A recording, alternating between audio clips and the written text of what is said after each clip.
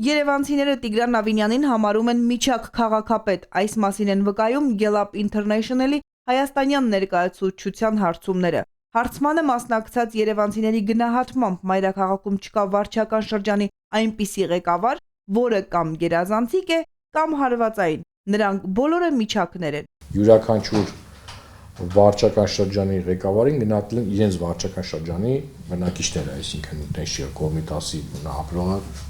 վարչապետն է գնահատել։ Հարցման տվյալների համաձայն 1-ից 5 բալանոց սանդղակով վարչական շրջանների բոլոր ղեկավարներին քաղաքացիները որոշակի տատանումներով գնահատել են 3 միավոր։ Երևանի քաղաքապետ Տիգրան Ավինյանը 3.3 բալ, Աչափնյակը 3.3 բալ, Ավան 3.6, Արաբկիր 3.3, Դավթաշեն 3.3, Էրեբունի 3.7, բավական բարձր, Կենտրոն համայնքը 3.8, Մալացիա Սեբաստիա 3.8, Նոր Նորք 3.3, Քանաքեռ Զեյթուն 3.7,